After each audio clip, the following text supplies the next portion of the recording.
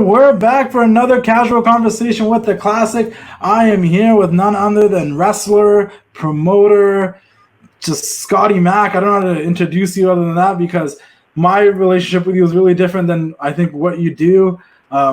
Quick background, I used to come to ECCW shows when I was in high school. I remembered Scotty Mac. I stopped coming for a while because just life and whatever. The Burroughs twins invited me to come back, and the first person I remembered was Scotty Mac. And then I was like, oh my God, this is the great company. What's going on? How are you? Yeah, I haven't gone anywhere, but not for long anyways. Yeah. I'm good, man. I'm feeling good about things starting to reopen, and I tried to go to the mall today. Yeah. And do a little shopping because we haven't been able to do much shopping, but obviously besides online stuff for the last couple of months. But they're ghost towns, man. There's like about half the stores open. It's real quiet. It's like almost it was weird, but was the mall open? The mall was open? Yeah, Metrotown. I went to Metrotown. I went to Coquitlam Center. The problem is right. Like I've had these earrings since I was 15. Yeah. Corey Hart, before wrestling, before Shawn Michaels and the earrings and everything, I like Corey Hart as an 80s Canadian boy, and he had earrings, so I want to get my ears pierced.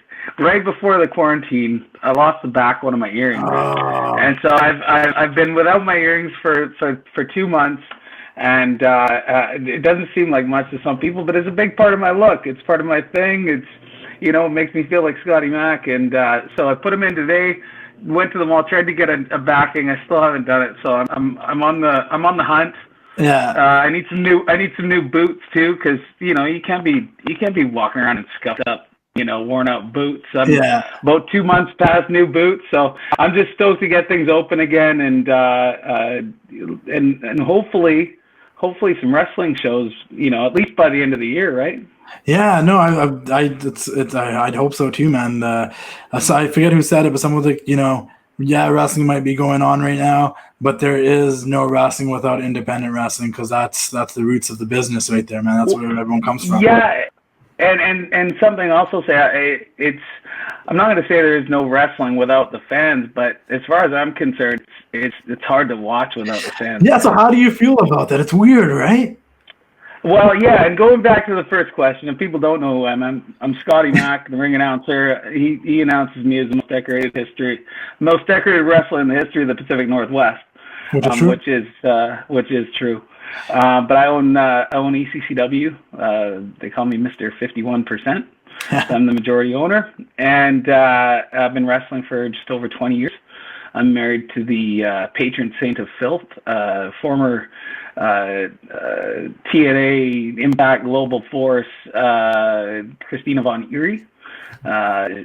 She's amazing. She's not around right now, but we'll have to have her on a future casual conversation. Sure. She's good at conversations herself. So you and I go back. I think we share a lot of the same taste in wrestling. Like, I'm super jealous of your Hart Foundation tracksuit. I haven't got one of those yet, but it is on the list. I think it's important that I have one. If it makes you feel better, I saved this shirt until I did the show with you. I like if I'm gonna wear a Shawn Michaels shirt, I gotta do it when I'm doing a casual conversation with Scotty Mac. Yeah, I should have busted out one of mine. Damn. You should have. It's just, we go back. I know I got to find the audio for the first interview we did. I think back in 2016. We did one of these when I was my first podcast, the Wrestling Classic podcast, and I was interviewing independent wrestlers. I interviewed you, I interviewed Tony Baroni, Al Phantasmo, Nicole Matthews, and Art Spence, and a bunch of you. I think they're on my old computer, but I want to re-upload those too because those are great conversations. And honestly, that El Phantasmo one, you might get a pretty good views on that. But I will say this: like when I started this page and I wasn't sure what it was, I started in 2014. I think it was around 2015, 16.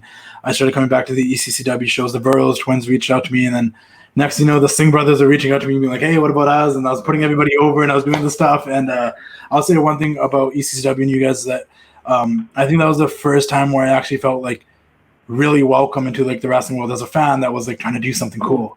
You guys all kind of welcomed me and tried to get me involved and allowed me to interview you guys. And, like I always say, I'm still don't think I'm great at this. Hence is why this is why called casual conversations, because I'm like, if I mess up, it's a casual conversation. But no, I think you are good at it, dude. I think the conversation, the long form conversation is something you're good at. It's I wouldn't have taken the time to do this right now if I wasn't looking forward to it.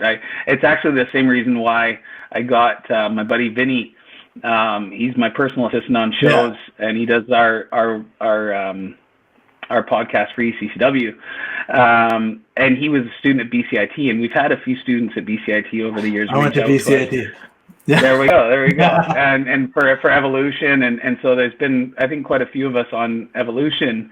But when Vinny did it, like it was again, like yourself, like where it was easy. He asked questions that like I didn't expect, and I felt like his responses to my answers were smarter than others I'd heard, and so it was from there. Like Vinny was trying to figure out how to approach me about doing more with ECCW, and I was thinking to him, like, I'd talk to this kid again, and then next thing you know, like he's my boy. Like he comes out to the ring with me now, and so it's that's the thing. It's nice, comfortable back and forth, share some of the same tastes, and just being in the business or not, just remaining a big fan of wrestling. And no, 100%. And what I was gonna say was, I think with everything, whether it's wrestling, whether it's acting, whether it's whatever you're trying to pursue or do, whether it's school, just generally, like the key is putting in your reps, working out, which I've fallen off of fully, but it's putting in your reps and you get better at it. And I like, if I was to look back, like I got to put in my first reps of doing stuff like this with you guys. Like you guys gave me that opportunity to put in my first reps of like, I'm going to sit down, I'm trying to interview a wrestler and see how I do at this. You know what I mean? Cool. I got to interview you, and Bishop was with you at that time. I got to interview both of you once at your house, and then another time downstairs in the basement of the RCC, we did an interview quickly. Yeah, I remember that, yeah. I got to interview El Phantasma. I got to interview Tony Baroni. I got to interview Artemis Spencer, Nicole Matthews. I went to the Singh brothers, aka the Bollywood boys, and I went to the house and did an interview with them. And that was you guys being gracious enough to allow me to, you guys saw this kid that's got this Instagram page that has a following, and we saw the mutual benefits, and we came together, and you guys helped me out to allow me to put in these reps and learn how to do things like this and really step out of my comfort zone and do it. Even back then, I don't even think I showed my face back then. I was scared of that. Now I'm all up on YouTube like it isn't a thing. So I really, really do appreciate it. And there was a point I was going to bring up. Oh, there's something you said I remember back in that interview, and that's the reason why I brought it up. Is I remember back then I was also so nervous to even own the fact that I was the Wrestling Classic. And I remember I always use the story. I'm like, I remember on our podcast I was telling Scotty, I'm like, it's so weird. Like people don't even call me by my name. Sometimes when they see me, they'll call me TWC or they'll call me Classic. And you were like, dude, you know how cool it is if people just chose to call you Classic, and I never embraced it back then. Every time I think about it, now I just embrace any nickname anybody wants to call me. So I'm like, no, it's a good way to be. It's that somebody cares enough to know your name, and again, I'll back that up. Classic's a good gimmick. That's for sure. So let's talk about what's going on. It's quarantine period. There's no fans watching wrestling in the crowd right now. How are you enjoying it? What is it? Are the ratings are down quite a bit? Are they? I believe they are, but you'd think more people would watch because everyone's sitting at home. But I think everyone has the same feeling. It just doesn't feel the same. When it comes to WWE, I felt like they probably should have taken a break right after WrestleMania, maybe a month or something. Mm-hmm. Yeah. How do you feel? I'm happy to be watching older stuff. It's I mean, the WWE, they're putting up lots of best of. That's what was on the TV before. Now it's Goldberg. It's Austin talking to Goldberg. Now you got big shoes to fill if you want to keep up with Austin. But that's as far as Goldberg goes. I mean, I'm only 28. We got a lot of time. But I think we're both beating Goldberg. I don't really enjoy. I don't really enjoy Goldberg in the ring or out of the ring myself.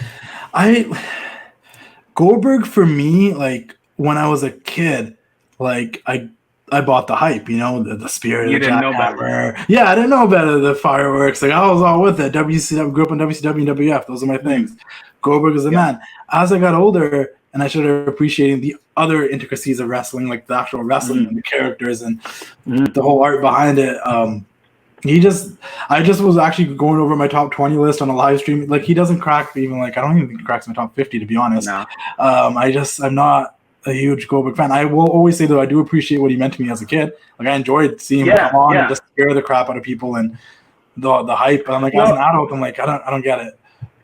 Well, I was in my late teens for the Attitude Era and Goldberg's streak in WCW, and so even though I knew he was more hype than substance, it was still fun to watch. It was still exciting when he would hit the spear and you knew the jackhammer was coming. But at the same time, I already begun to appreciate William Regal a lot. Regal was one of my favorite wrestlers when he was in WCW, and when they put Goldberg against Regal, and do you remember the match? And and Regal's making him work for it.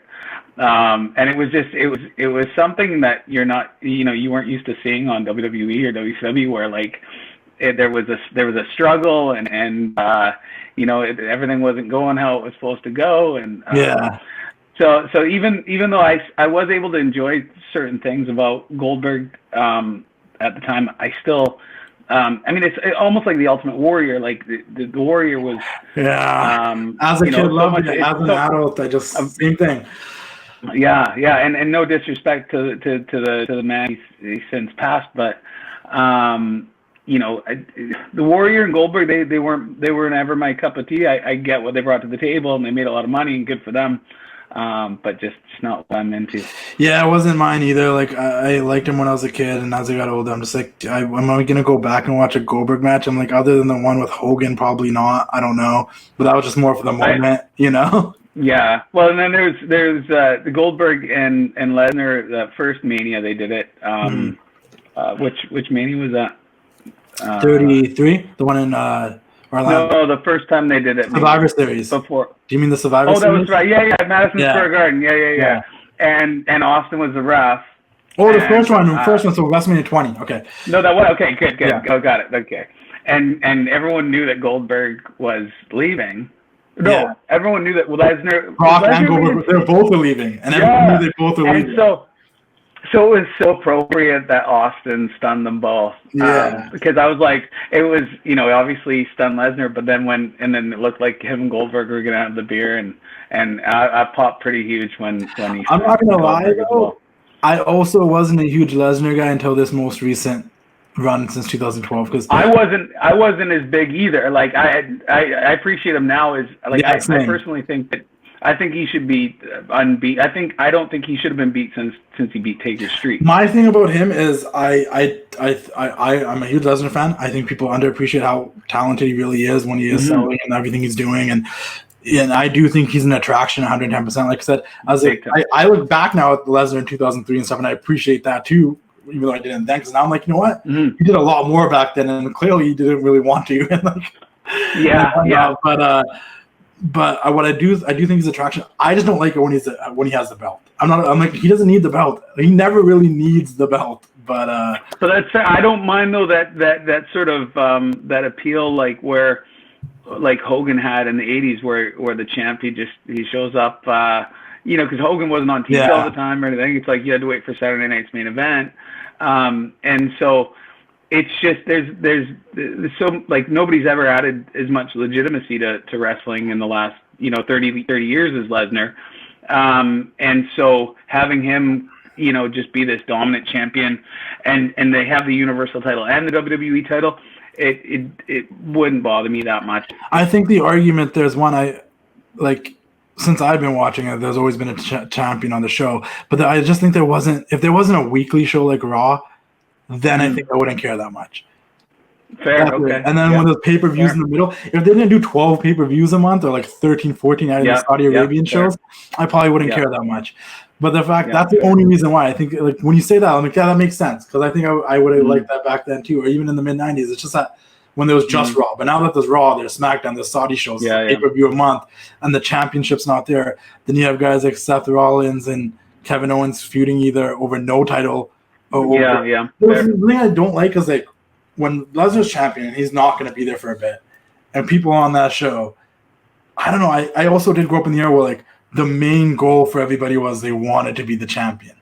Where if they have to go months where they can't be going after that title and they're just beating each other over stuff, I'm like, what's missing here? Yeah. Why isn't everybody like just trying to call out Brock? Isn't that what everybody wants? Yeah. Remember the days when like it was Stone Cold on top, but The Rock wanted the title, Triple H wanted the title, Kane wanted the title, Undertaker wanted the title. Everybody wanted the title. Like that was the main goal. You won the title, you get paid more. That's the goal. When Brock's the champion, I feel like that goal was missing, and people are feuding. I'm like, why am I supposed to care?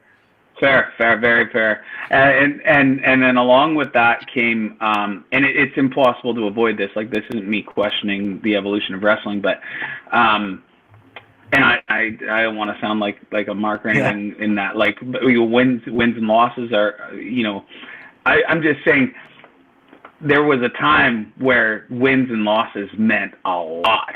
Yeah. And now it's like I mean, I think I put over most of the people I've been in the ring with over the years at some point, up until I guess the last few. Yeah. I can't say I've put everybody over now, but like in the meat of things with ECCW, I didn't have a problem putting people over. I'm just saying, like in the 90s, it was like that 80s and 90s, those wins and losses meant a lot, I say this a lot because I think it's true, and I think you have to be at least born in the 80s or the early 90s to really get it. If you're born like 99, 98, you might not, but like I'm born in 91, so like I kind of get it. Like I do think compared to like what I grew up watching, and obviously I had an older brother that grew up in the 80s, so I grew up watching a lot of old tapes of primetime wrestling and challenges and TNT and all that stuff. He was a Hulkamaniac. I think the problem now is that we have so much wrestling and just wrestling so accessible that I'm like, there's so many good matches that happen on Raw on a weekly basis now that we're so spoiled with good wrestling that a good match can happen, and 3 weeks down the road, I won't remember. Where back in the day, like the matches on Raw and stuff were good, but they weren't great. We weren't getting like 4-star, and I'm not a star rating type of guy, but we're not getting like 4-star, 5-star type of matches every week on Raw. They were advancing storylines and characters, and then we'd get the big matches on a Saturday night's main event or on a pay-per-view, or maybe one Raw of the month would be like a banger of a match or something. And I think now we get so much good wrestling that it's like none of the wrestling really feels special.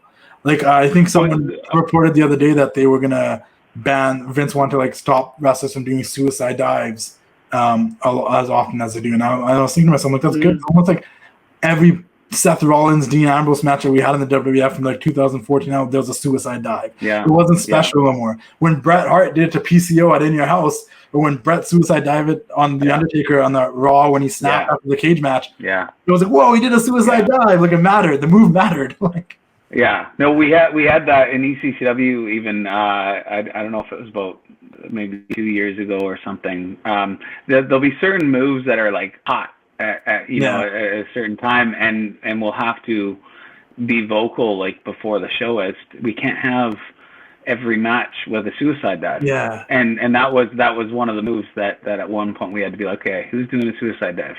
At least limit it to one per show, and which makes sense for enforcing that stuff. Man, no, it's but it's coming from that different era where we weren't spoiled with it, where we think it's normal. It wasn't normal back then. Well, did you see there was an exchange on Twitter yesterday, I think. Okay. It was who was it that was putting over today's wrestling as better and more athletic, and Lance Storm responded? Brian Pillman Jr., who I also got to talk to. Yes.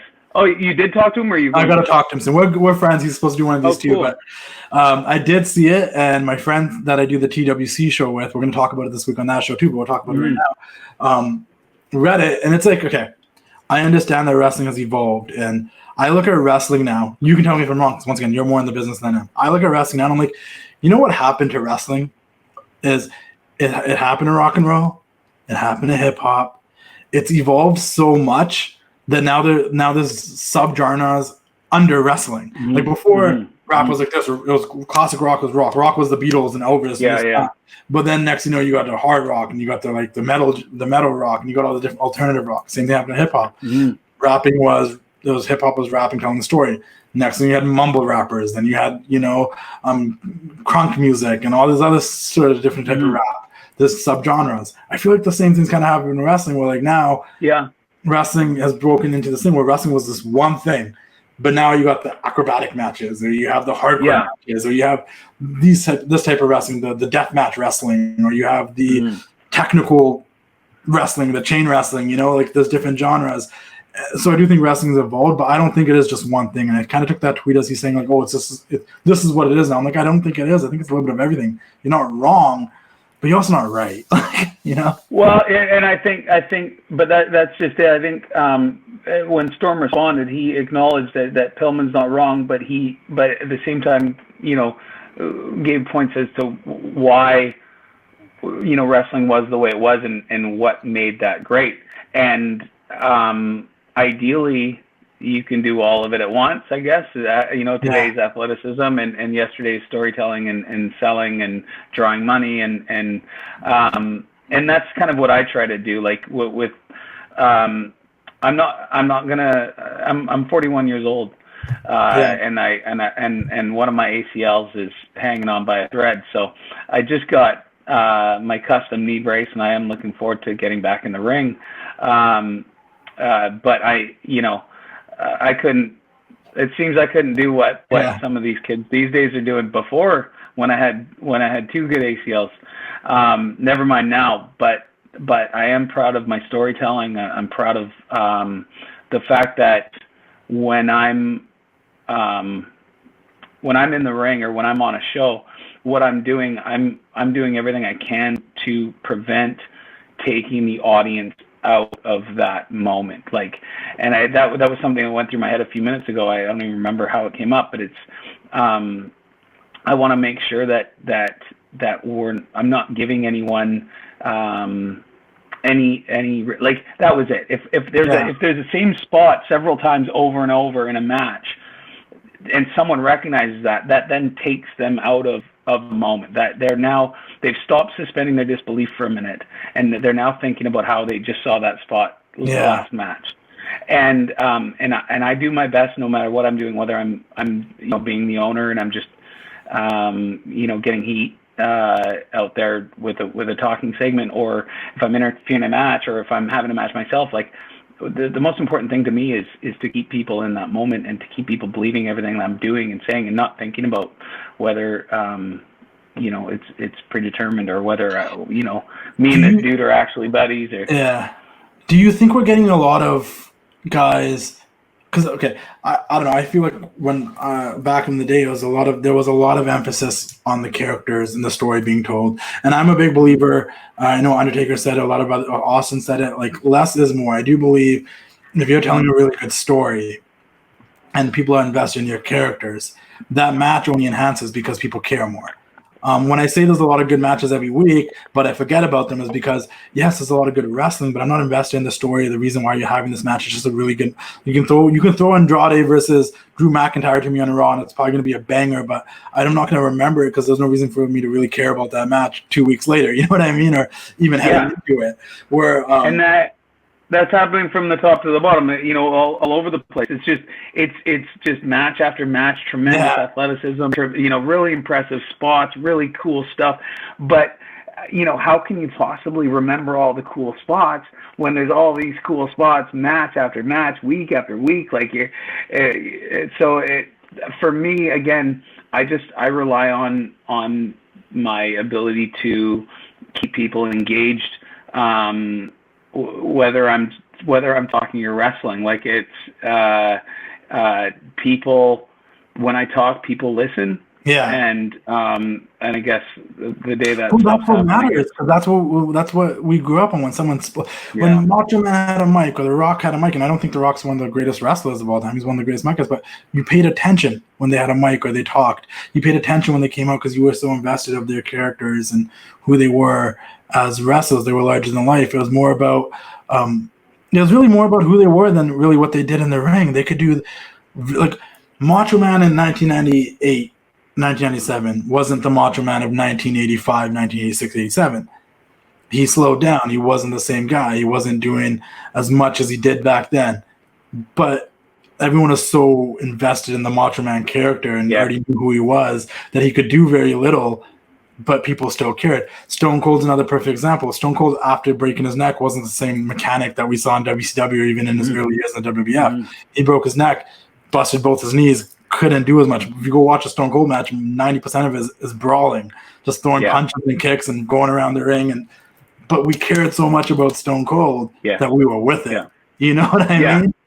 And I think you're completely right, and it was, he was never more over than he was when he was limited as to what he could do physically. Yeah. But at the same time, I don't want to shortchange The Rock on his in-ring ability. And I think people were shortchanging Cena on his in-ring ability for a long time. The 5 moves of doom or whatever they're calling it. But I think like the main events that guys like Rock and Cena have delivered, you can't argue with that. Like you can't. They may not be the excellence of execution like Bret Hart. The Rock's horrible sharpshooter bothers me to this day. But so does Cena's STF. His loose STF just somehow makes everybody tap. And did you see when Austin told him to cinch up on it? Right? Like, I love that. But like, I think it was like that CM Punk Cena match in Chicago. Yeah. When Punk won and Money in the Bank. That was the night where I was like, Cena's for real. Like that was just... Well, I say that all the time. In like 2007 to 2011, I kind of fell out of the WWE. I watched Raw religiously because that's just what I did. I watched Impact a lot during those years, but I wasn't really watching. I was in high school. I was in and out of like my wrestling fandom. Like I watched Raw every week. It's just what I did. Didn't watch all the pay-per-views. SmackDown was on Fridays. I was usually out. And I blame a lot of that on John Cena. I'm like, I just wasn't a John Cena fan. I was a main guy. Obviously, I've grown to respect John Cena and who he is for the business, his contributions, and his philanthropy, and who he really is. Because honestly, now, as I'm a lot older, I was like 16, 17 back then, but older, I'm like, dude, if I ran a company, I'd want to hire John Cena. Like, he's the ideal employee. You know what I mean? Like, he's the guy you'd want. But don't get me wrong, back then, I hated John Cena. Was not a fan. And I was a fan of him when he was just Super Cena. I wasn't a fan, but the same thing. It was that same period when Cena started having these matches with CM Punk, Danny O'Brien, Kevin Owens, Sami Zayn. He's having these matches with these really good wrestlers that I already knew were really good wrestlers that I've watched in Ring of Honor and other places.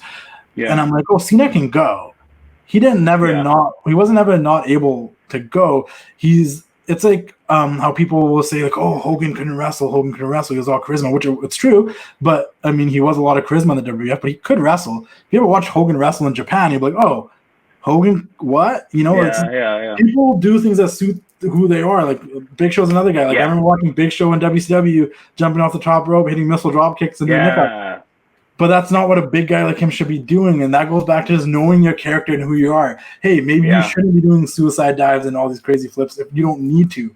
Sometimes less is more. And your career will go longer and you'll be around longer if you know what you should be doing and just do that.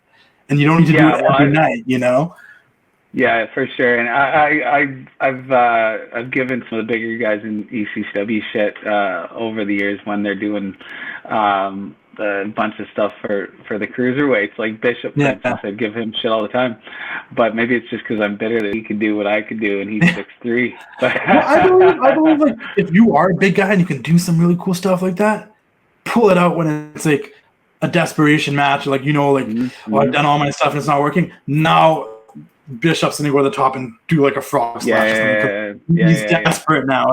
It's all, and because that's when it makes sense to me. That's part of the storytelling aspect of it. I could be wrong. I don't know. But if you're doing we're in agreement match, on that. Because if you're doing it every match, we're in it's not agreement on that. Like I'll say this, and Carmella. Okay, I'm gonna give Carmella some like a thumbs up here.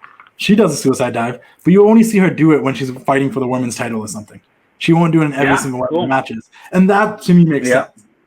That's just an example. Yeah. I want to talk about ECCW really quickly because you have brought that up a couple of times with your student stuff, and I recently got to do that conversation with Travis Williams, the Golden Boy, and one of the things that we talked about was how no matter like the changes in the ECCW, the wheel keeps spinning, man. I told him I was coming to the shows for a good straight period for a while, just coming to all the shows, and I kicked it to California in 2018. I stayed down there for 6 months. I was going to like big time wrestling and bar wrestling and stuff, but I wasn't up in Vancouver, so I wasn't coming to the shows. And then I started coming back. When I came back, I came to a couple of shows. I'm like, there's a whole new breed of wrestlers. There's a whole new bunch of kids here, and the wheel keeps turning. Do you see a difference with, say the Tony Baronis and the Al Phantasmos and the Singh brothers of the world to, even like the Kyle O'Reillys and all the other people that came through to this younger talent that you're working with now? I feel like now we're getting to the talent that's there now. Or like I talked to Travis, he's a lot younger. He grew up in a different era. Like, is it different? Yeah, no, 100%. And but what's crazy is how good these guys are getting as young as they are. Like I would not, the fact that I get, we want to keep the students coming through the shows or through the school and on shows and achieving what they want to, but these kids, it was like get on the shows and get on the Commodore show and then main event the Commodore show like within a couple of years. And you if you had told me that 2 years prior that these kids would be in the main event and I'd be happy with it, not a chance, but they've proven me wrong, and credit to the trainers at ECCW's training facility. They're doing a hell of a job, really producing some really, really, really great talent. The talent is working really, really hard. These kids work really hard, and they have there's a lot of camaraderie, and everyone's pushing themselves in really positive ways, and they're really good for each other. And then credit to my partner Jeff, the Natural. He's really good at knowing when to pull the trigger on guys. Obviously he's got the trainers in his ear too. But it's, I know what I like and I know what I want. And there's been times where he's made these, he said, okay, well, let's do this, or let's do this with this guy. And I'm thinking that this guy's ready for that. And he keeps, he's right over and over. Like these kids, when it comes time to step up, I'm not saying we're batting 1,000, but we're significantly over 500. That's for sure. There's been the big names that came from ECCW that went and did bigger things. Like the Singh brothers they were with Gender for so long. They're 205 Live. They're killing it there in the WWE.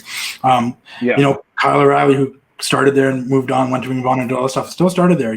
We've had a bunch of people that people know that came through there, whether it was the Becky Lynches, the Daniel Bryan's of the world. Shayna Baszler was there a bunch of times. We had Matt Riddle right before he was in the Fed. El Phantasmo killing it in Japan now. One of the first shows I remember coming to. I remember very specifically one of the first shows I remember coming back to was at the RCC, and the main event was El Phantasmo versus Artemis Spencer, and they did everything under the sun, and it was the most fun I ever had, and I immediately became a big fan of both those guys. And it's crazy, now he's out in the Bullet Club in Japan. Like, there's a track record here. Like, a lot of people will say things like, the Pacific Northwest for wrestling, it's a dark hole. We've heard that on podcasts so many times. But look at these guys that are coming out of here, and the wheel keeps spinning. That's the difference. And that, and that's the sort of impact that obviously the internet has had on professional wrestling, where it's now you got nobody. If you're not getting your name out there, it's your own fault, because you got all the chance in the world to be seen, and it's if you're putting the work in. And I have no complaints. We've got all sorts of talent, whether it be coming out of here or passing through. I've said it a million times. I'll say it a million more. Ballroom Brawl. I will put our Ballroom Brawl shows up against anything. As far as any form of entertainment in Vancouver, and I'll put our shows up against any other wrestling shows. Thankfully, through the quarantine, we've managed to stay somewhat busy in that, and on people's mind. We've been releasing previous content. The biggest thing is on IWTV. They're doing great things on IWTV, and we're really stoked to be a part of them. We've been streaming our Ballroom Brawls on there, and getting lots of new eyes on the product, and people are seeing, whether they're tuning in for the familiar faces or because they want to see something new, or because, you know, the wrestling on television is crowdless and they want to see something they haven't seen, but with live crowds, people are tuning in, and you know, they're seeing what ECCW is made of. And I know that the reaction has been very positive to it. So I'm for anyone that's listening to this that hasn't checked out ECCW, I'd highly recommend to check out the Ballroom Brawls. A lot of familiar names you guys might be aware of, such as Dalton Castle, such as El Phantasmo, such as Matt Riddle, such as Kyle O'Reilly. They usually pop in for those Ballroom Brawls, man, and it's the hell of a shows. I've taken friends that haven't watched wrestling in years, you know, to these shows. They've always had a blast. It's almost. It started off as, you know, someone that is attached to the Commodore came to an ECCW show, and they loved the show so much that they told you guys that why not try booking the Commodore and doing that Ballroom Brawl. So I went, and then ended up becoming 2 shows a year from one show. You guys do it twice a year, one in January, one in June most of the time. Well, actually, it's technically it's 3 year, because we do January, we do 2 nights now. We do Friday and Saturday in January, and then the one night in July. But that kind of came out of nowhere, and it's become such a big thing for us. It is an older crowd because it's a 19 and older, so you get that rowdy live audience there, and it's a vibe, man. It's like going to a rock concert, man. Yeah, and anybody that like isn't familiar with Vancouver, like anyone that's in Vancouver or the area, knows that the Commodore is legendary around here. That's as far as venues go. Everyone loves the Commodore, and the Commodore loves ECCW.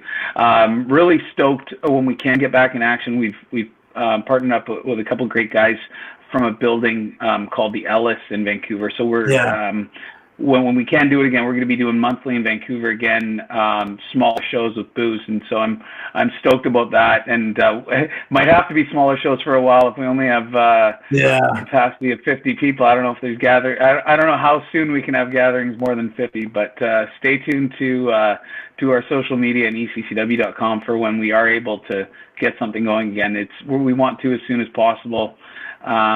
It's, you know, I crave performance. That's part of the reason why what you're doing right now is important, because you're giving wrestlers a place where they can be a wrestler for an hour again, and be in front of some people, whether we can see them or not. Yeah, and honestly, I can't put over the Commodore shows more, man. Like, they're just a really good time. Like, if you're in this area, whether you're from Vancouver, Kelowna, Kamloops, Seattle, Blaine, anywhere in Washington, like, they're worth driving down or up for. They're worth to be in the city for that weekend. The 3 times a year, because I guess the January one's 2 nights now. Too big for one night, like WrestleMania this year. That's right. It's a blast, man. You guys don't want to miss out. There's always people that come through, and there's a lot of young talent, man. I'm telling you that is there. That one day you're going to see them other places, and you're like, oh crap, like damn, I remember seeing them in the Commodore. Because I'm telling you, man, these kids, they're ambitious and they're hungry, man. Like, the core is still there, but when I talk to them, I'll tell you, for example, you said that, you know, if these kids can't get themselves over in this era with the social media and all that, then they're not trying hard enough. I did that one interview with Travis, and I swear about 3 other people hit me up after, like, hey man, what's going on? And I'm like, okay. Yeah. I see what's going on. I see what's going on here. Yeah. No, I'm glad you had Travis on, and that kid is doing great stuff. He wouldn't be in the spot he's in with that the Canadian title if he wasn't. And it was a pleasure working with him, and Eric Strange, another guy great dude. Yeah, he's back in Europe doing his thing over there. Well, was. But I know that he's going to want to return at some point too. And there's a whole bunch of them, man. This Judas Icarus kid, he's tremendous. I want the chance. I want to get in the ring. Tremendous. There's Beef Boy, him. So I want to bring him up because I remember I didn't come to shows for a bit, and I came back, and I think it was like either a Pack Cup or something. And man, he was over as hell, and I'm like, who is this guy? And like, everybody loved Beef Boy. No, we had a conversation, Beef Boy, and he came to me.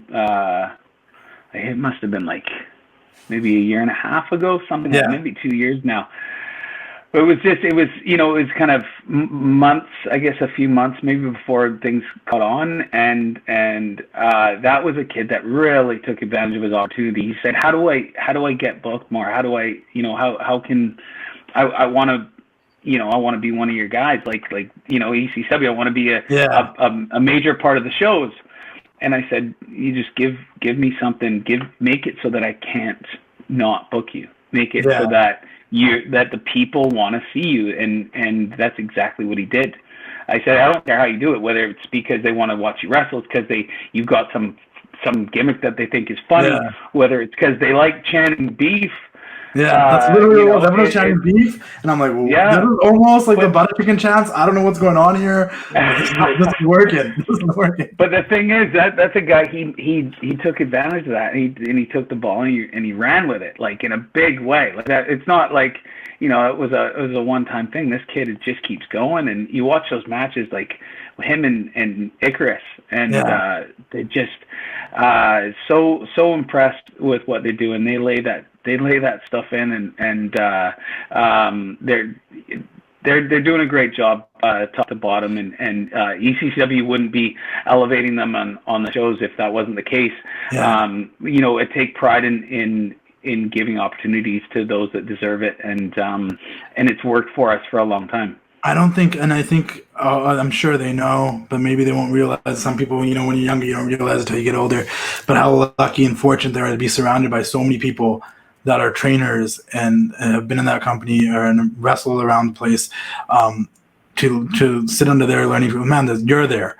Natch is there. You got Artemis Spencer, you got Nicole Matthews, you got Tony Barone, you got Andy Bird, you got all these guys that have been killing it. You Ravenish Randy, all these guys have been killing it for so long, and they get to work with these guys. A lot of them, even like the Verls friends, I'll consider them a little bit younger, but having the opportunity to work with a guy like Dr. Luther when he was there for a bit, I think, and I'm not just saying it because this is my local independent company. I think if someone is around this area and they want to learn the wrestle, they want to pursue wrestling, if you're in Vancouver, if you're in this area and you want to learn how to wrestle, go to ECCW, because the amount of people you get to work with that have wrestling experience, that actually have succeeded in wrestling, they've achieved things, they've worked in certain places. There's a ton of people you can learn from there. And I think this class of kids that you guys have right now that are coming up and just they might not realize it, but they're so fortunate to be working with a group of people they're working with above them. Well, the cool thing is, it's a great class. I think they do.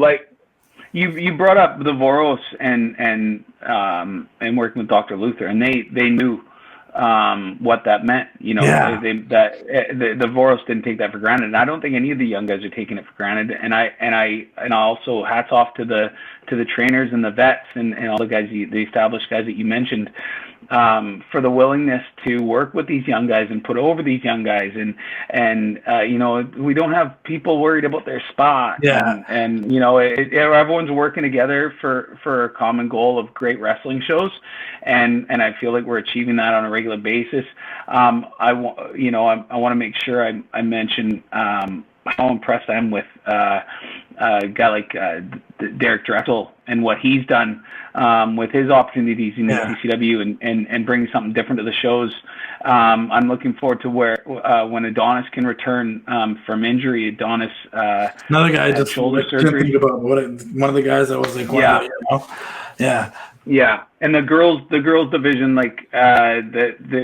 we've never had this much talent. What's going on with the women's division? Because I know there's one more now than there was before.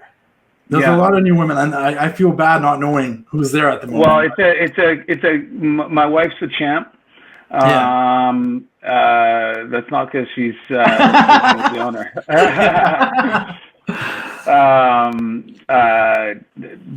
My wife's the champ, Christina Von Erie. We got Nicole Matthews, who's needs no introduction. Kat Power has really come into her own and really doing great things these days. I remember her. Slasher. Rhea Von Slasher, really impressive. Great outing at the. Now that you're saying the names, they're coming to me. But go ahead. Yeah, the Hall sisters, Bambi and Liza. They're sisters. They were.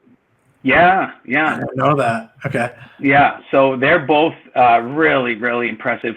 We just, Sloan, there's another one. She's doing really well. We got all these girls that are hungry, that are working really, really hard and work well together and doing what it takes. There was a 6-woman TLC at this last Ballroom Brawl. That was something, man. I was in the crowd watching that one. Yeah. Really, really, really great stuff. So check that out on IWTV on Ballroom Brawl. Let me ask you a question, kind of a callback to what we were talking about earlier. When it comes to these younger wrestlers now, do you get a lot of them that want to, go through that whole situation of like wanting to get their shit in, worried more about what they're doing in the match more than character and trying to get their promos down? Like, where do they have a good balance? Because like I said, they're from that generation where they grew up on kind of what wrestling is now compared to what wrestling was. I think our trainers are doing such a great job. Like, I've stepped back. I haven't been training students for a few years now. Yeah. But the trainers we do have, like Nicole Matthews and Artemis Spencer and Tony Baroni and Cat Power, Billy Swade, they're really they've got the physical aspect of it, but they're teaching them how to tell a story, and they're teaching them about psychology, and that it's not about getting your shit in. Yeah. I haven't seen that at ECCW, but I've seen it at other independent companies where you watch a match and then you just see people and you're like, oh, they're just trying to do everything under the sun, so people can chair and go crazy. Yeah. And then afterwards, it's like, but did anybody really get over it? Like.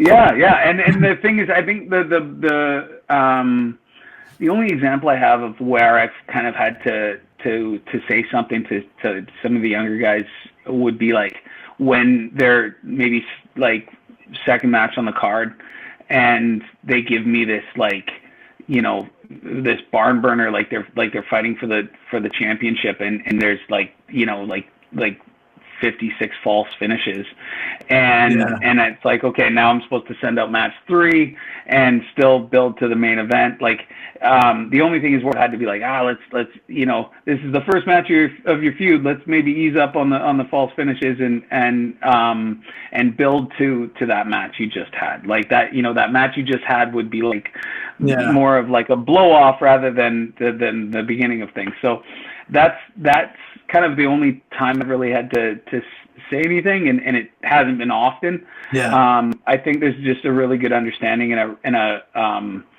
maybe a lack of selfishness in a camaraderie where everyone wants. It's not about getting ourselves over. Yeah. It's about everybody getting over. 100%. You want people to come back. Great. Yeah, and I'm grateful for that. And it's like for me when I'm working things out like with some of the younger guys, I'm all ears for what they want to do because they're the ones that are I'm probably always gonna wrestle how I wrestle. I'm gonna wrestle the wrestling that I'm a big fan of and that influenced me, and that's I might throw in a new move or a new spot or two here and there, but when it comes down to it, I'm still going to do what I do. So I'm actually relying on those young guys to tell me what you want to do, and that way I'm still, I can be me, but I'm not going to stifle what they're doing. They're the ones they're doing today's product, and I want to do it with them. But I'm going to do my thing, and so it's an exchange. I'm going to tell them what I want. In that sense, it works. So then you're both learning both ways, and it works. Yeah. And just when I'm just saying when you get 2 young guys, are they just But with the trainers, the trainers you have and stuff, I think it makes sense because they're showing them and they're teaching them. It just I'm wondering like, did they come in there with one way that they thought it was supposed to be done, but then finally being like, like getting a better understanding as they grow. It's not. I mean, we haven't.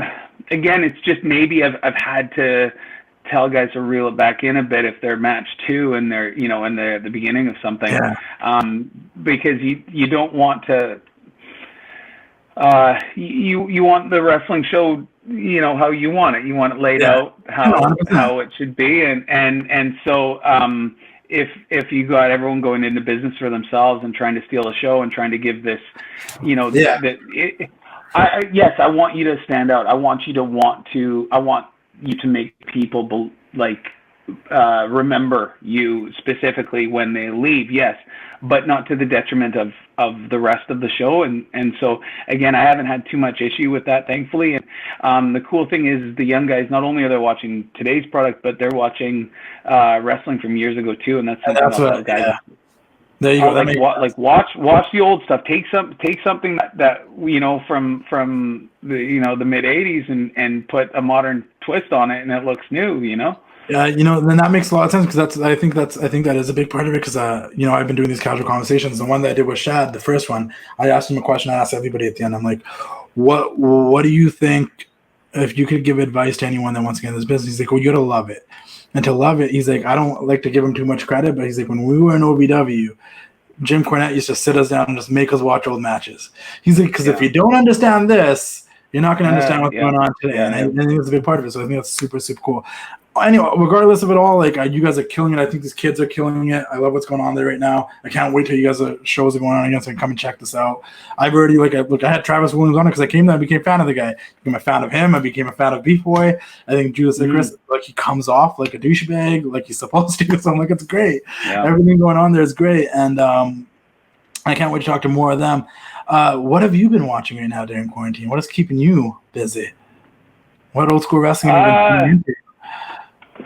I got to tell you, the thing that sticks out, I really, really enjoyed WrestleMania 8 recently. Did you? I had my tag team partner Dropkick Murphy over around his birthday, and we put on, because WrestleMania 8 was, now for the kids at home, there was a time where you didn't have a thing called the WWE Network, where you couldn't just type in whatever wrestler, whatever match, or whatever event you wanted to watch and have it appear on your screen within seconds. There was a time where you had to go to the video store that probably had the same videos as they had the last time you were there, and you had to plop down that whatever you're paying for the WWE Network, that $13, whatever it is. For that, you got 2, maybe 3 rentals. You know how long you got them for? 2 days. Yeah. And so as a wrestling fan on that time, there was certain videos that, as a kid, you'd rent over and over again because you just wanted to watch some wrestling, and it wasn't available to you at the drop of a hat. And Dropkicks was WrestleMania 8, and so we threw that on, and that Shawn Michaels Tito Santana match was killer. I forgot the finish, so we were popping for the fall season, and a great show. I mean, there was a rough Hogan. Huh? There was a rough Hogan versus Sid spot, Hogan and Sid, and they did a spot, and then I think Sid fucked it up, and then they went to the same spot like 30 seconds later, which is really rough. But you got Savage Flair on that show, which is an all-time classic. Bret Hart and Piper. Yes. One of my favorite. I know that's one of my favorite Piper matches. I think that's Natural's favorite. I don't know if it's his favorite face match or his favorite Bret match, but I know that Bret Piper's big in his book. What's your favorite Bret match? Everyone knows mine, but. Well, what's yours? Austin Bret, WrestleMania 13. That's my favorite match of all time. Okay, all right. I watch that match more than any other match I've ever watched. I was at. I think you've met my best friend Viv. He's done some ring announcing on my show. I think so, yeah. Done commentary, but I was at his. We were like 18 or, and. We were at his mom's place and watching Mania 13, and when Bret had Austin in that sharpshooter, and Austin and the Crimson Mask, and when Austin started pushing up and that blood's coming down and just that and it was just screaming to the point, because I love Bret. But at the time, I knew what we had in Austin, and I wanted Austin to beat Bret. and I was screaming for him to get out, to the point where his mom got complaints in the apartment building for the noise from us watching that pay-per-view, because we were screaming so loud for Austin to get out, and then he passed out. And I've said, I'm with you on, I think, on Austin, Bret. Watching back Austin and Owen at Mania 10 is just, Bret and Owen. It's flawless. Or sorry, Bret and Owen at Mania 10 was flawless. It was like, that was one of those ones where when I watched it again, I was like, holy fuck, like I remember that being good, but that good? So that's the same way I feel about that match, because like Bret and Austin was different for me, because I was a fan of both guys, and Bret was turning bad. I knew what was happening at a young age, and I'm like, oh, this is crazy. Like, that was, and that match and the story, I love the Bret Austin feud. That's the thing. Like I think Stone Cold wouldn't have been as big as Stone Cold is without that feud with Bret Hart and the Hart Foundation. If Bret wasn't the ultimate good guy for so many years, there was nothing for Stone Cold to rebel against. You know what I mean? Like it was magic. The double turn. Yeah. That, like, oh my God, thing of beauty. And it was cool. It was really, really cool as a fan to watch Austin sit down with Bret on the Broken Skull sessions 100%. And have them. That was a treat. You know, if you had told us back then that we were going to get to see these two guys sit down and chat about it, you know, and you could tell. You could tell because like Bret has talked. I mean, Austin has talked to Stone Cold, Kane, Taker, and with those guys is a different type of relationship. Like those are the guys he was on the road with. He worked with a lot, but even himself, like. He had so much appreciation for Bret on a different level where like he's like and then we worked together for those couple of years and Bret went to WCW and that was it, but like he was so like he knows too how much that feud boosted the Stone Cold. And I love that they reveal like Bret said, he said, why don't you said to McMahon, why don't you get Stone Cold? Like he was when he got let go from WCW and that was a guy I knew too, like before Austin was in WWE, like I knew as Stunning Steve what he brought to the table, and that was even before I had a lot of WCW on. You know, as Canadians, we didn't have a whole lot of WCW on television, and so I knew a lot about Austin just from like the PWI magazine family and all that. And so when he did sign with WWE, I knew it was going to be good, but I had no idea it was going to change the business. It was insane. But yeah, like we were saying before, it was another one of those situations where I didn't appreciate it until I got older. But watching back that Bret and Owen match from WrestleMania 10, it stands out. I love Bret and Austin because that's the one I remember since I was a kid. I've loved, but Bret and Owen, without a doubt, probably one of the best like wrestling matches, like brother with brother, and it was just like Bret went and fought Yokozuna later in the night, and that's so forgettable compared to like that match with Owen, like. Yeah, but at the same time, Yokozuna as a guy was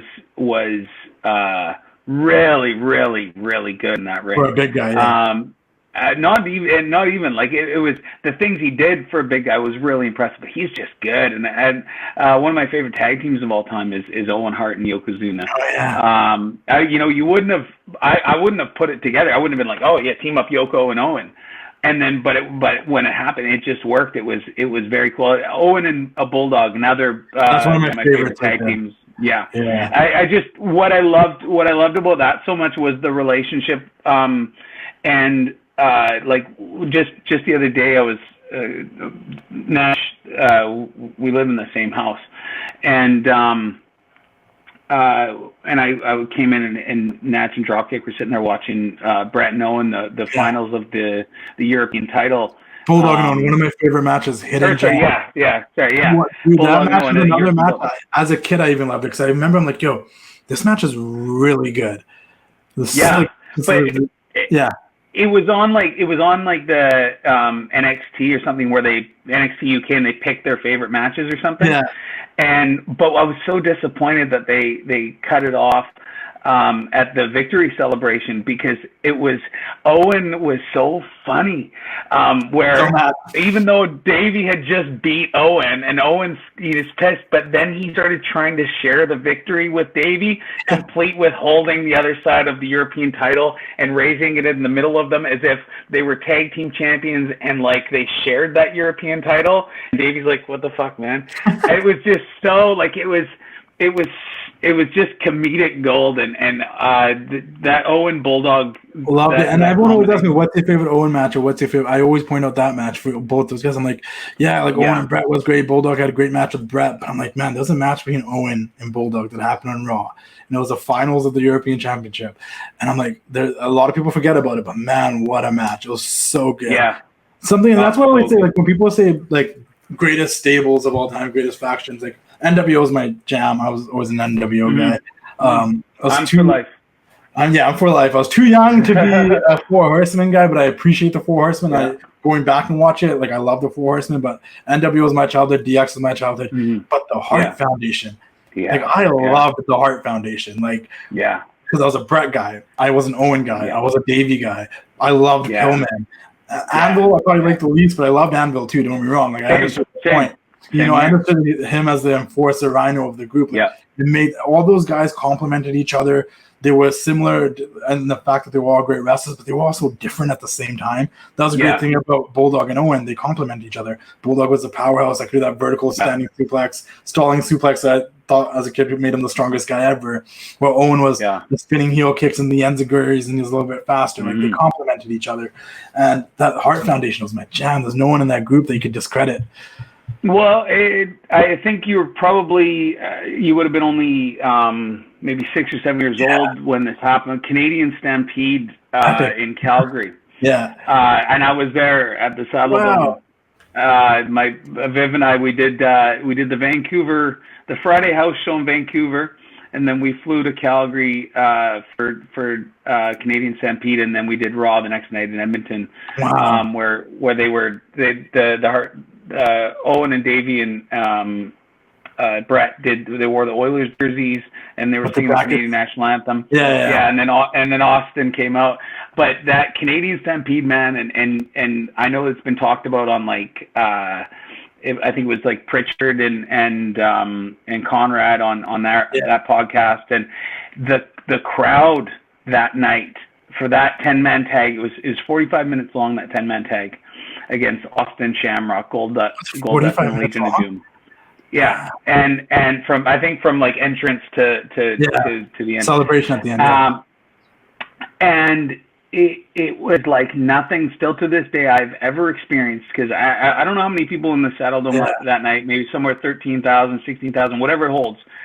And it was full, and even though Austin was on the way to becoming, like, well on his way to becoming the most popular wrestler in the world, as Canadians, as Canadian wrestling fans, and again, still to this day, I'm a proud Canadian. I love Canada. I love BC. I love the USA as well, and I love Paraguay as well. Those are my three. But I'm a proud Canadian, and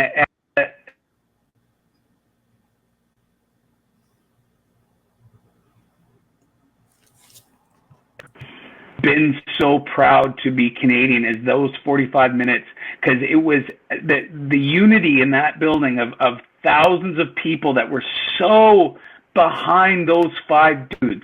They were our ultimate heroes that night. Like the Hart family, man. They're Canadian. We look at them like they're just they're like, I don't know who but they're, when it comes to Canada, I remember a long time ago on CBC, they did like this 50 greatest Canadians list. I don't know why. I remember like it was like in 2003, like 50 greatest Canadians of all time. Bret Hart was on the list, and rightfully so, because when it comes to Canada, like, he's huge. No, the Hart Foundation that night, it was a combination of them being five of the best, the combination of it being one of the best factions ever, the fact that they were over like baby faces in Canada and heels everywhere else, or well, heels in the States and then good reactions everywhere else. It was just so special. And I was wearing an Austin 316 shirt. Wow. In the Saddledome that night. I bought both that weekend. I bought the Hart Foundation shirt and the Austin 316. You don't deserve the track anymore. I was wearing it, chanting Austin sucks. I knew Austin didn't suck. I didn't think Austin sucks, but we were all chanting Austin sucks because that was the Hart Foundation's night, and that was their home, and that was our heroes. And I don't know if I'll ever experience anything like that in my lifetime, just at being a part of that many people that like on board and just united behind one and thing. You can hear it when you watch it back. Like, listen to when they all come out one by one. They introduce all like the crowd was going wild, and when they had the stand up at the beginning, the crowd was going wild. We didn't shut up for 45 minutes. The whole time you watch, if you listen to that, it's not like it's just this constant noise. I need to go watch it back. If you guys haven't watched that match in a while, go watch it. Like, seriously, I know greatest 10-man tag of all time. Insanity.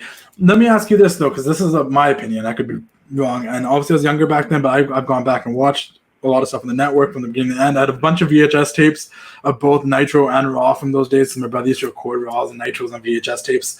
1997 might have been like the greatest year in professional wrestling. Without a doubt. I mean, you're not going to get any argument from me. Like, on both shows, including ECW. I've gone back and watched ECW from that year. I'm like, yo, these are all the guys I know from ECW. Like, no, it was a combination of things. It was a combination of the fact that you had the three shows, the quality of the shows at the time that had their, like, you got to look at, like, it even had to do with the culture at the time. Because in the early 90s, you had the emergence of this PC culture, this politically correct, oh, you can't say this, you can't say that, you can't say this. And because the internet wasn't huge yet, it didn't get the traction it needed to stick. And the response, that's right. That's right. And the response to the PC push in those early 90s was the Attitude Era. Because the Attitude Era wasn't just wrestling. The Attitude Era was television and culture, where you had Jerry Springer and all the fights and all the sex. That's when that first became big. Hip hop was popping off. Grunge music was popping off. South Park, Simpsons. South Park was pushing the envelope with language and just, you know, it was a response to. It was yes. You can't tell me what to do. You know, you can't tell me what to say, and so it was just that, and then at the same time, the internet was becoming a big thing, and so you didn't have to subscribe to the dirt sheets anymore. You had the dirt sheets on your computer every day when you looked at Mikasa or Scoops or whatever your deal was, and so not only did we have Raw and Nitro, but we had news and rumors of who's going to show up on Nitro. You had Luger's contract's up, or I guess that was, they didn't even know, did they? Because we didn't expect Luger to show up on Nitro. But like Hall and Nash, there we go, Hall and Nash, their contracts are up. So they're, rumor they're jumping to WCW. Do you remember? Do you remember in the phone book, like the yellow pages? Yeah, the yellow pages. And there was that number you could dial and you could call and you get wrestling rumors. Because I remember calling it in like 2002, and they're like, Paul and Nash are coming back to the WWF, the NWO's coming back, and I didn't believe it, and then they actually did. And I'm like, oh wow. But no, you're right. The thing about 1997, like, because a lot of people would say, 98, 99, like, I think like the it's almost like life generally, like when people talk about success, and like the journey is usually the funnest part. The Attitude Era was great. 2000, 1999, 98, 2000, like all that was great, but getting there was the best part. Yeah, I agree with you. The change of Hogan turning heel, the Bret turning on the fans, the rise of Austin, Hall and Nash going over there, Sting going dark, Shawn Michaels was a babyface at the beginning of the year. By the end of the year, he was saying "suck it" to the fans because he got sick of their shit. You know what I mean? You went from losing his smile to becoming a degenerate, like. All this stuff was happening, and but it was not only that. It was how, like, now the just the flat out acknowledgement of wrestling being a work, where to the point where they have like 24/7 shows where they're showing backstage at me and things like that. Like in '97. We were just getting our, tastes of that, and we still weren't supposed to. So it's still forbidden, which makes things even better So it's like, oh, we're not supposed to know this. We're not supposed to know that. And it was this perfect storm of so many wrestlers in their prime, you know, a culture that wanted what wrestling was providing. The combination of the competition of WCW and WWE, and then of course ECW coming up as well. The whole hardcore thing became, you know, like all of a sudden hardcore wrestling was huge, and you know, ECW was then emulated by WWE and WCW by their hardcore divisions. So it was a perfect storm that we could never. I've said this before, like we can't go back. You know, like we'll never experience that again. Maybe there'll be some reason why wrestling is the greatest again, and I don't know what that is. Yeah. But I'm just saying you're gonna have a hard time beating this perfect storm of 1997, where everything was where it was when it was, the emergence of the internet, all of it just made it so to be a wrestling fan at that time, there was nothing like it. My week began and ended on Monday evenings. Once Monday Night Raw was over, I wanted to fast forward to the next week. It felt like you were a part of something really special. It was like, you know, the Attitude Era, like we look back and a lot of the stuff wasn't great. A lot of the wrestling wasn't the greatest, this and that. But the characters and the storylines, the must-watch television, the feeling in 97 was like, it's like, you know, you can have as many Coachellas and music festivals that you want, but you're never gonna be at Woodstock. You weren't there. You know what I mean? Yes. You know, like, you know, all these new music festivals are like, you know, you can go to all these hip hop awards, the BET awards, but you weren't at the Swiss Awards when Death Row was fighting with Bad Boy. Like, it's just there's some things that's a good way of putting it. You can't recreate it. You know what I mean? Like, WCW was WWE. Like it's just that's a few that can't be compared to, and it's just like I want to bring it back to now then really quickly because we're going over time. But this is why I want to talk to you, because when we start talking about old school stuff, this is what happens. But like I look at AEW, right, and I got excited for AEW for many different reasons, and I still really enjoy AEW. The reason why I am more accustomed to wanting to tune to AEW these days than WWE is because I feel like WWE has come down to a certain formula that I kind of know what to expect when I watch WWE, where AEW still has the ability that they can be fresh and different. I will always be a WWE fan. I'm not one of those guys that will say I'm going to cancel my network. I don't enjoy it. Like, that's what I grew up on. I was always a fan. But I also grew up on WCW, and I have a love for WCW. That fans that went alive for it, that fell into all the propaganda that WWE gives, that WCW sucked and they went out of business. Like, unless you were alive for it, like, it was kind of weird in the last couple of years, 2000, 2001, but like, man, those good years, man, like, it was fun, man, and it was must watch. You want to tune in, you can look back and say whatever you want about it. You know, also the people at work, they can say whatever they want about it because they were actually there. But as a fan, it was great. Like, you know, and I think there is a part of me being a fan of the group now that looks at AEW, wants some sort of WCW vibe from it. Like, give me that alternative. Give me something that's different. Doesn't need to be like WCW, but be different. And I think some weeks it kind of falls into what's not as very WWE like. What I miss and why I love 1997, this is the main part of the question, is the reason that WWE stresses me out sometimes is when I watch WWE, it can be live, but it does feel like it's overly produced to the T, where it's like, even though it's live, very little is going to go wrong because it's produced to the T now. We're back in 97, even though it was live and it was really well produced, it still felt like anything could happen. You know what I mean? You know, like, and I was saying this on my live stream before I got on there. I'm like, I wish AEW wouldn't do this thing that WWE does, where it's like, it's so segmented that, you know, oh, this is happening next, and that's going to happen next, and that's going to happen next. Like, I miss it where it's like the inner circle is just coming out, and we don't know why. Like, you know. Well, it's you know, Nitro. One of the reasons why Nitro was able to compete and then take over for 83 weeks.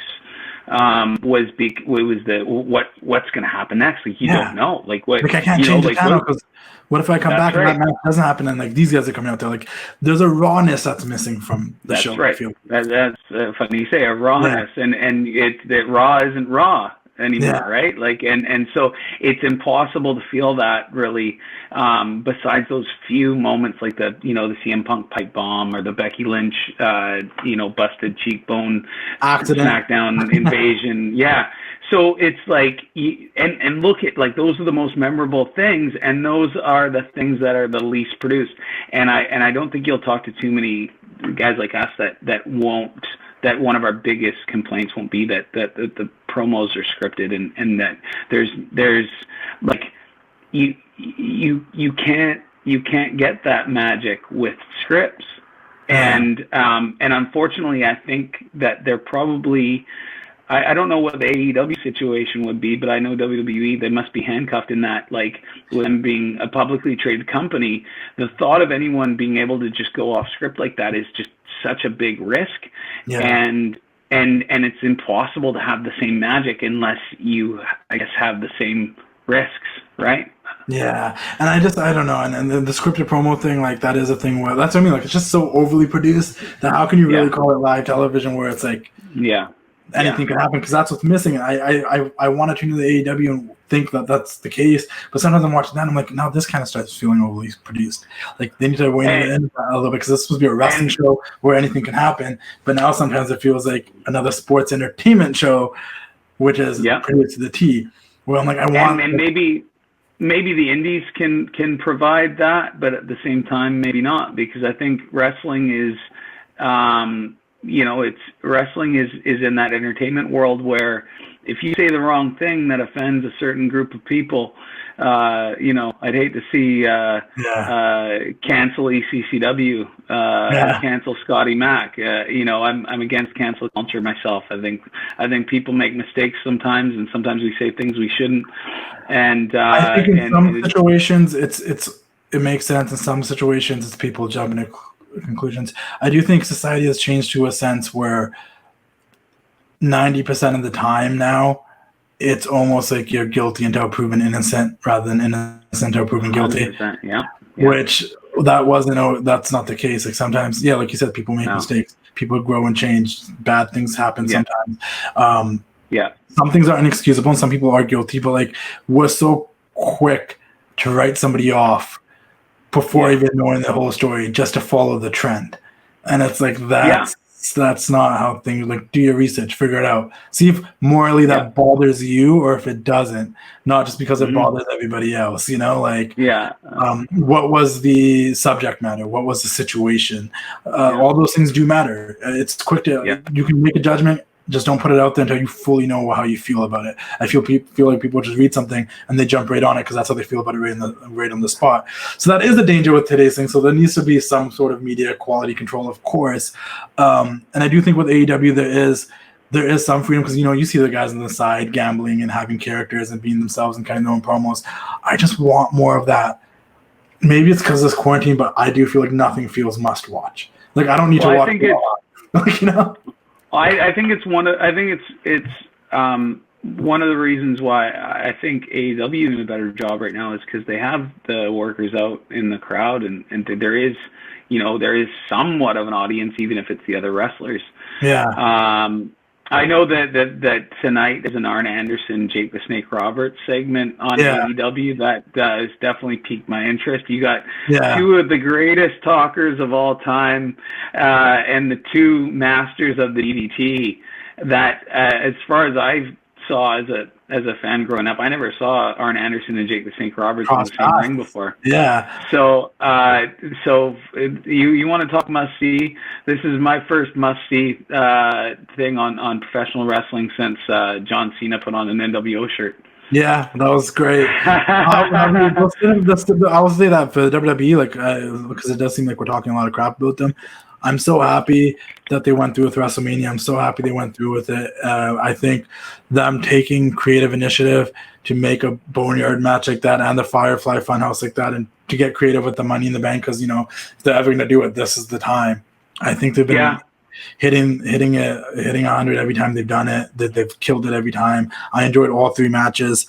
I really enjoyed the Firefly Funhouse. I think for any long-term hardcore wrestling fan. Like, if you could get all the callbacks and stuff, like, you understood why that was so cool. The Boneyard match was.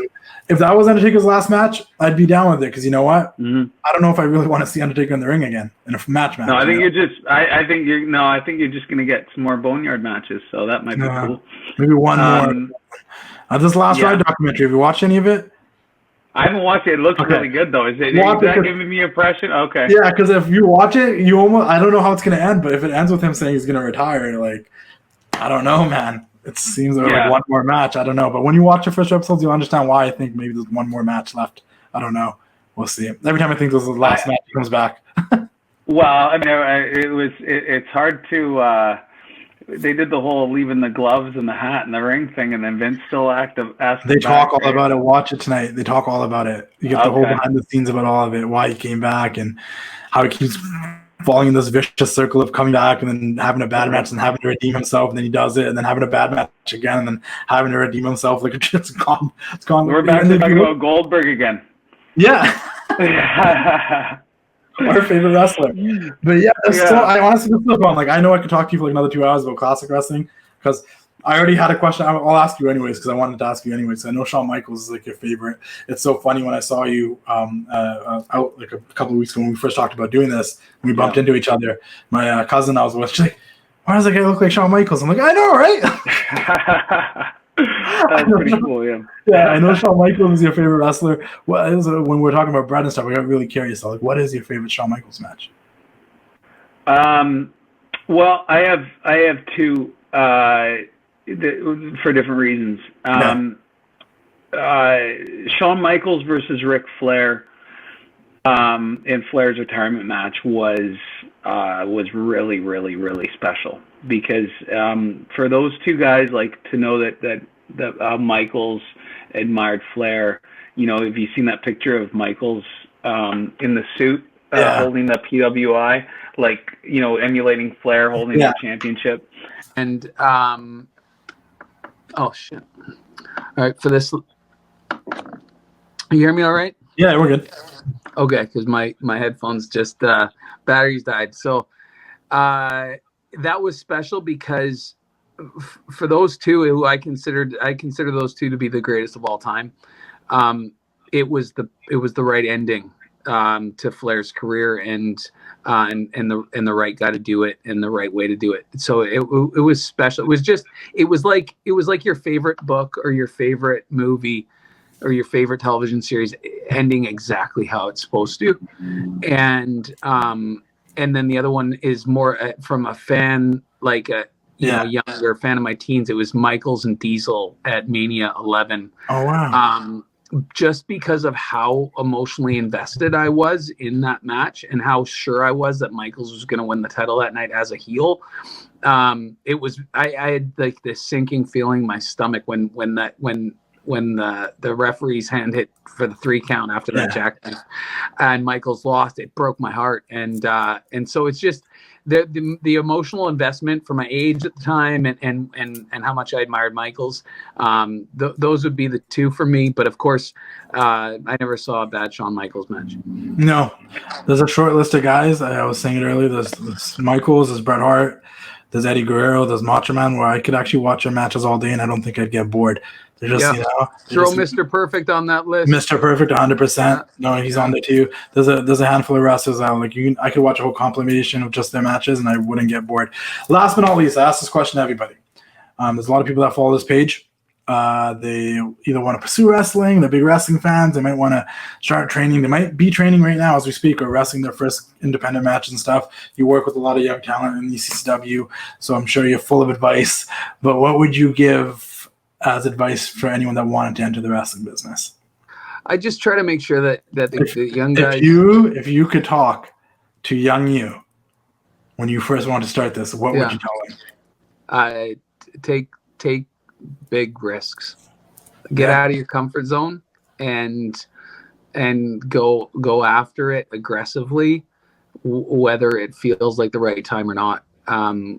Because there, right away when I came on the scene in 2000, there was a lot of buzz about me because I already had a pretty good look, and I was, I'm pretty talented, and I picked it up quickly. Yeah. And I got real satisfied with being the big fish in the small pond. I loved feeling like a wrestling superstar in my area, but outside of the Pacific Northwest, not everyone knows who Scotty Mac is, and I know damn well that they could have.